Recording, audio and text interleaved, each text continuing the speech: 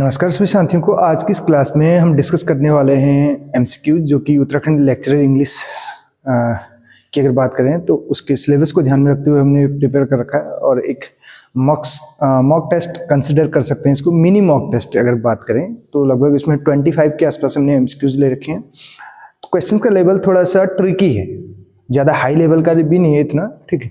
मुझे नहीं लगता इतना हाई लेवल है। अगर आपने लिटरेचर को पढ़ा है तो आप इजीली जो है इनके आंसर दे पाएंगे। तो वीडियो अगर पसंद आए तो एक लाइक, शेयर और एक कमेंट जरूर कीजिएगा। चैनल पे नए हैं तो चैनल को सब्सक्राइब कर सकते हैं अगर आपको लगता है कि आपके अकॉर्डिंग आपके लाइक यहाँ पे प्रिपरेशन हो रही है, ठीक। इसके साथ साथ जिन साथियों से हमने मॉक टेस्ट के लिए जो है बताया था इससे पहले भी, तो कुछ साथियों के मैसेजेस भी मैं देख रहा था, कॉल भी आई थी मेरे पास। तो अभी जो है उस पर काम चल रहा है।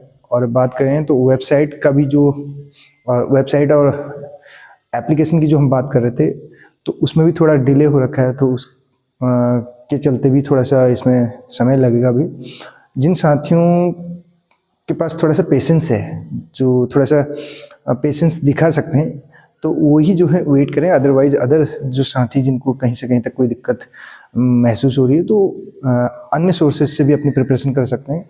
तो मैं नहीं चाहता कहीं से भी कहीं तक आप डिले हों किसी चीज़ की प्रिपरेशन के लिए, लेकिन अपनी तरफ से जो है बेस्ट दिया जा रहा है। और जल्द ही आपको जो है सिस्टमेटिकली अगर बात करें राइटर वाइज जो है एमसीक्यूज यहाँ पे देखने को मिलेंगे। उसके साथ साथ मॉक टेस्ट भी आपको एक जो है टॉप क्वालिटी यहाँ पे नोट्स आपको देखने को मिलेंगे। उत्तराखंड लेक्चरर की अगर बात करें या किसी भी कॉम्पिटिटिव एग्जाम की बात करें जहाँ पे इंग्लिश लिटरेचर और ग्रामर से रिलेटेड क्वेश्चन पूछे जाते हैं, तो इसमें देखिए पहला जो क्वेश्चन हमारे पास, इसकी अगर बात करें तो पहले नंबर का क्वेश्चन जो है, ये अगर बात करें आज के दिन की, आज संडे है, आज के दिन की चौथी वीडियो है जिसको हम यहाँ पे कैप्चर कर रहे हैं।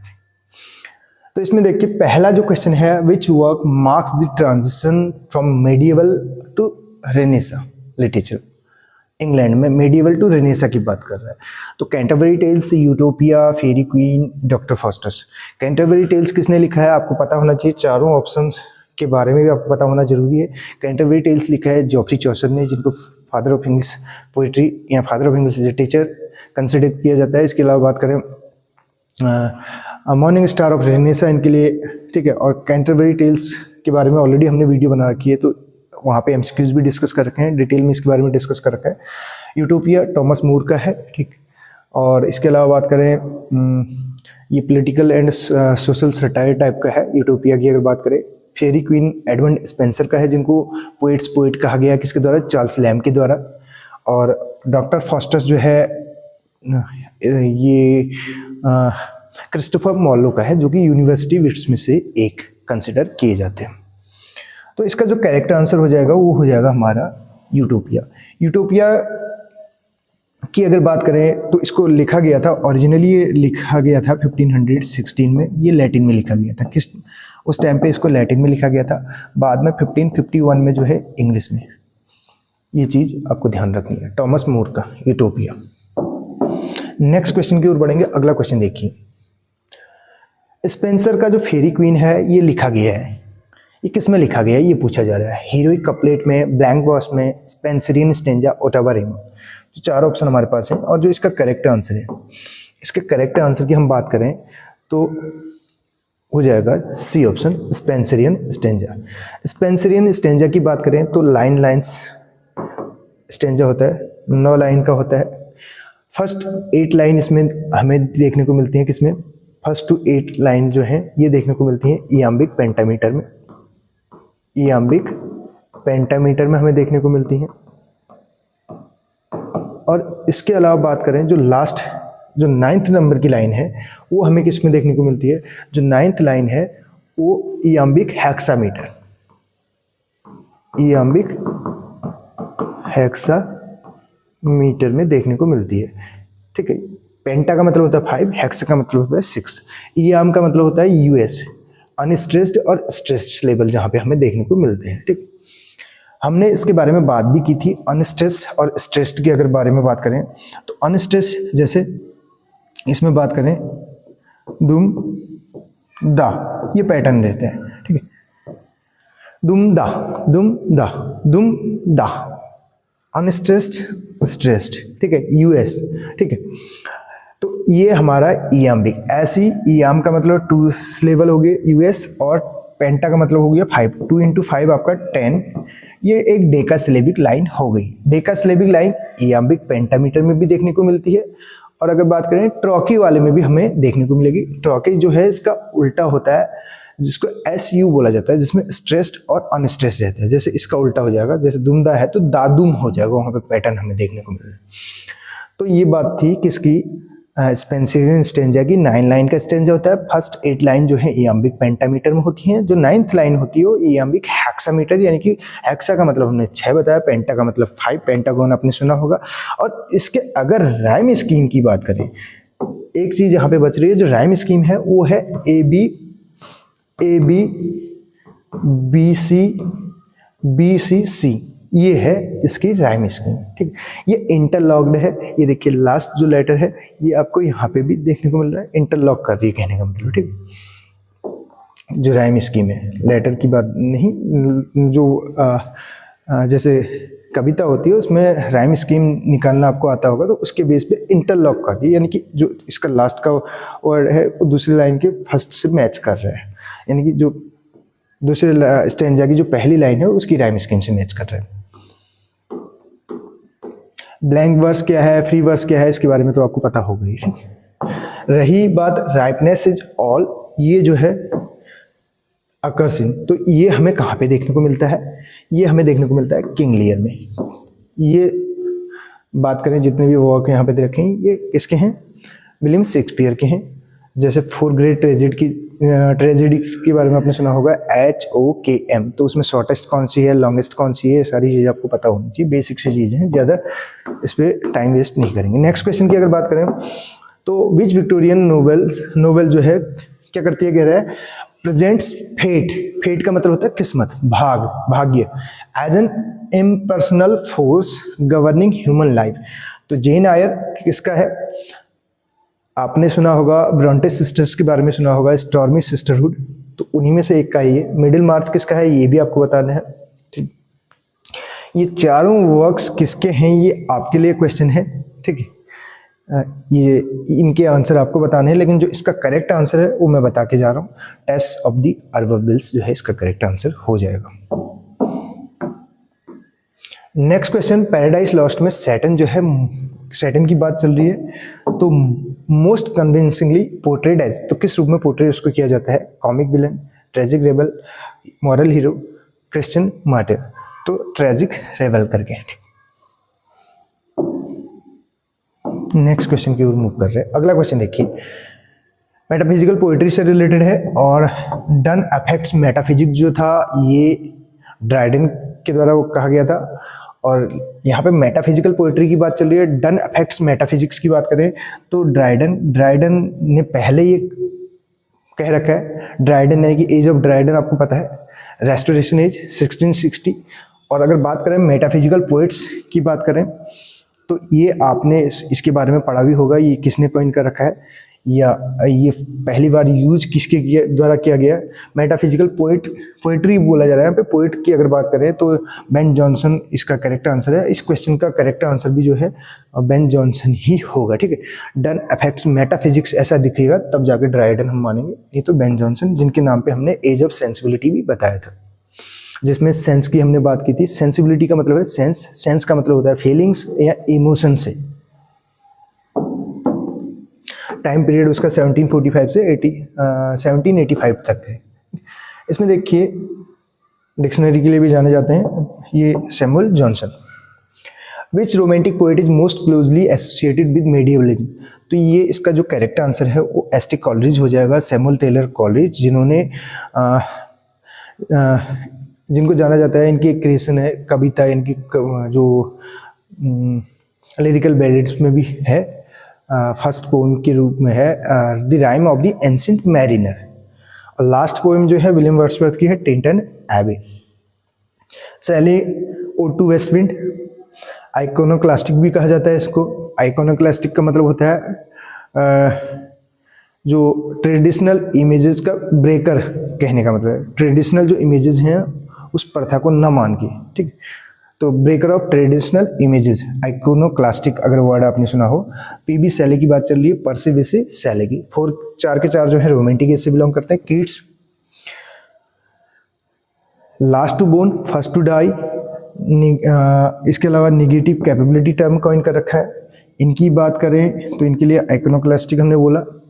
यहाँ पे अगर बात करें बिलिंग सस्पेंशन ऑफ डिसबिलीफ आपने सुना होगा। हैंसी और इमेजिनेशन की बात करते हैं, ये जो इनका बायोग्राफिया लिटरेरिया है 1817। और वर्ड्सवर्थ की बात करें, प्रील्यूड का अदर टाइटल क्या है, द प्रील्यूड की अगर बात करें, पोइट लॉरेट रहे हैं, नेचर पोइट इनको कहा जाता है। पोइट लॉरेट कब से कब तक रहे हैं, 1843 से लेके 1850 तक।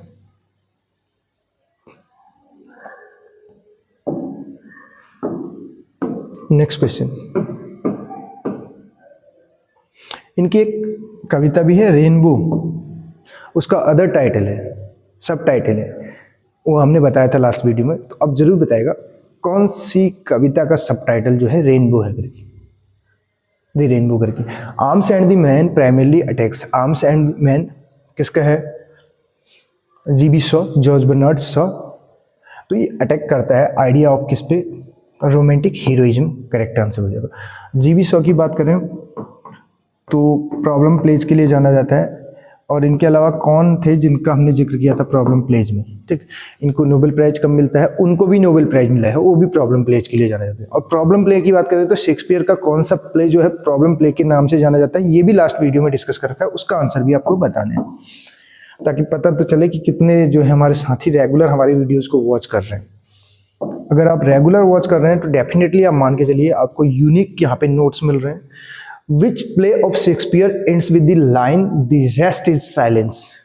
तो इसके लिए टाइम वेस्ट करने की जरूरत नहीं, हैमलेट का है, ठीक। हैमलेट कौन थे आपको बताना है। एक इसमें किंग हैमलेट की बात होती है, एक प्रिंस हैमलेट की बात होती है। तो कहाँ के ये किंग या प्रिंस होते हैं ये भी आपको बताना है। सेटिंग कहाँ पे है इसकी। राजा राव की अगर नरेटिव टेक्निक की बात करें कांथापुरा में, कांथापुरा की अगर बात आती है तो 1938 आपको याद होना चाहिए। गांधी एंड फिलोसॉफी पे आते थे, अचक्का नाम के नरेटर हमने बता रखा है, सब कुछ इसके बारे में बताया कांथापुरा से रिलेटेड। तो इसमें पूछा जा रहा है, जो इसका करेक्ट आंसर हो जाएगा फॉक एपिक नरेशन हो जाएगा। अब जरूर अपना स्कोर बताइएगा कि आपने कितना स्कोर किया इसमें। विच नोवेल बाय मुल्कराज आनंद, मुल्कराज आनंद यानी कि चार्ल्स डिकिंस ऑफ इंडिया इनको कहा जाता है, ठीक है। तिकड़ी हमने बताई थी इंडियन नोबलिस्ट की, इंडियन इंग्लिश जो नोबलिस्ट हैं उनकी तिकड़ी बताई थी, उनमें से एक है coolie, untouchable, two leaves and a bird और the sword and the sickle. ये 4 की 4 क्रिएशन इनकी है। मुल्कराज आनंद के साथ आप इनको भी याद कर सकते हैं।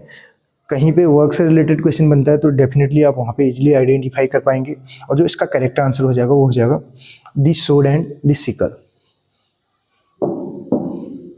गांधी जी की अगर बात हो रही है तो गांधी जी की भी एक ऑटोबायोग्राफी है, वो किस नाम से जानी जाती है और कितने जो है सालों तक का उसमें कवर कर रखा है, ये भी आपको बताना है। कौन से वर्ष तक का उसमें जो है कवर है जो उनकी ऑटोबायोग्राफी है। एपीजे अब्दुल कलाम की ऑटोबायोग्राफी भी आपको बतानी है। इसके अलावा तोरू दत्त की बात करें, poetry is deeply influenced by, तो ये है इंडियन माइथोलॉजी, इसका करेक्ट आंसर हो जाएगा।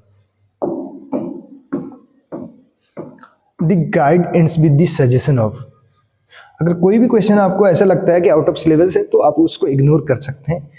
कोशिश ये की जा रही है, कभी कभार क्या होता है जब फ्लो में चलते हैं तो इक्का दुक्का क्वेश्चन उससे पोइट्री से रिलेटेड या जब अगर बात करें रिलेटेड टर्म से रिलेटेड हम कवर करने की कोशिश करते हैं, तो मुझे नहीं लगता उसमें किसी भी प्रकार की कोई।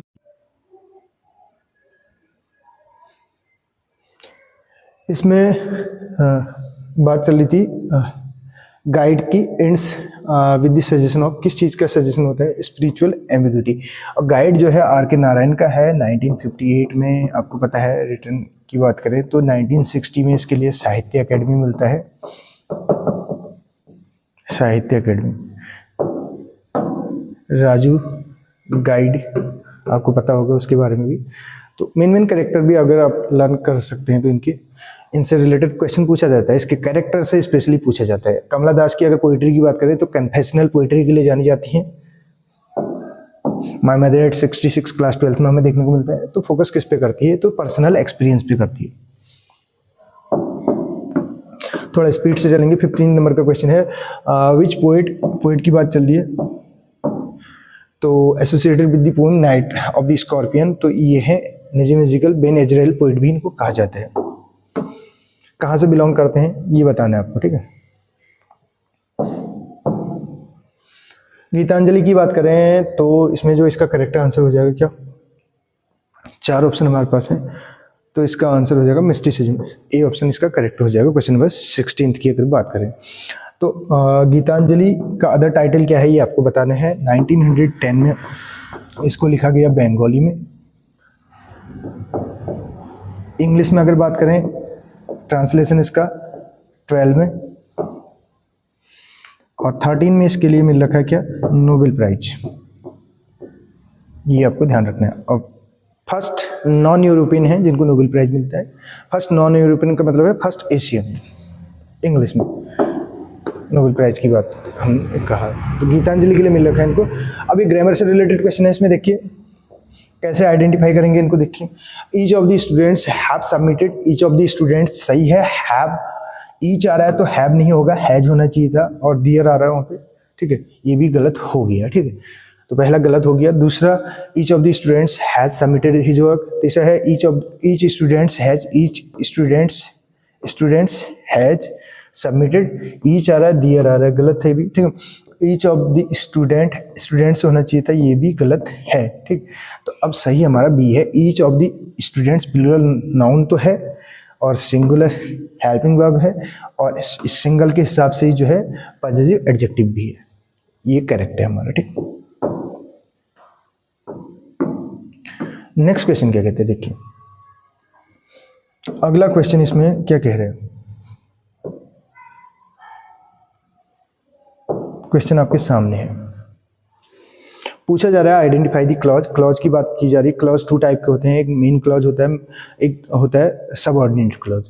मेन क्लॉज को, मेन जो है मुखिया जो है वही प्रिंसिपल है, और प्रिंसिपल किसी पे डिपेंड नहीं करता, वो यानी कि इंडिपेंडेंट है। मेन को ही प्रिंसिपल क्लॉज बोलते हैं, प्रिंसिपल को ही जो है इंडिपेंडेंट क्लॉज बोलते हैं। और इंडिपेंडेंट क्लॉज की बात करें तो सेंटेंस भी कह सकते हैं, लेकिन जो डिपेंडेंट है वो डिपेंड करता है, उसको सबऑर्डिनेट क्लॉज कहते हैं। अब इसमें पूछा जा रहा है clause, hardly had he reached, तो ये तो ठीक है, हार्डली आ रहा है, तो इसके बाद लॉ ऑफ इन्वर्जन है, सेंटेंस बिल्कुल एकदम सही है, हैड के साथ आपकी थर्ड फॉर्म परफेक्ट बिल्कुल।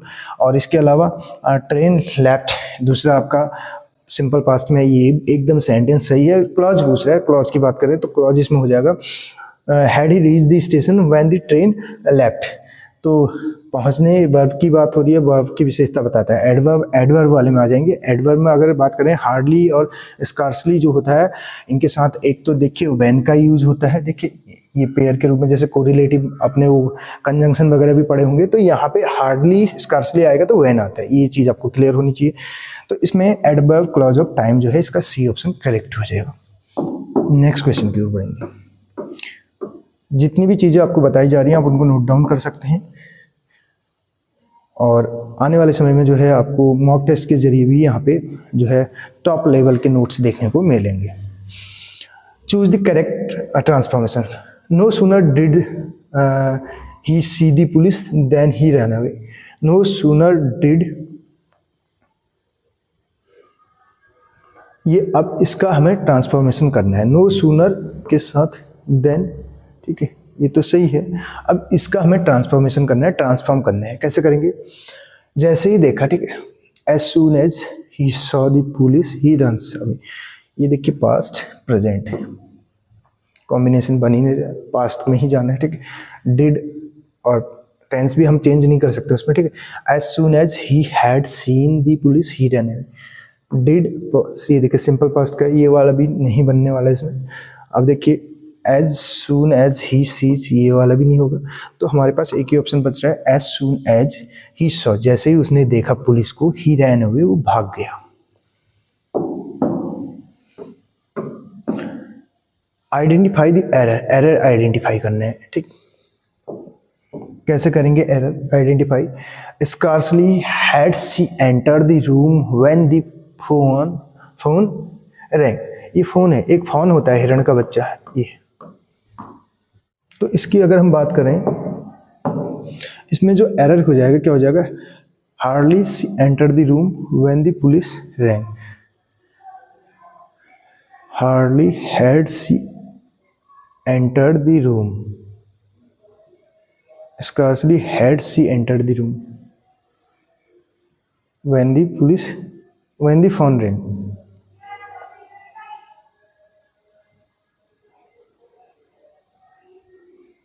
फोन रिंग ये तो सही है, ठीक। हार्डली स्कर्सली के साथ when लगता है, ये भी सही है। Had see enter the room, तो आइडेंटिफाई द एरर, एरर इसमें कौन से पोर्शन में होगा ये पूछा जा रहा है।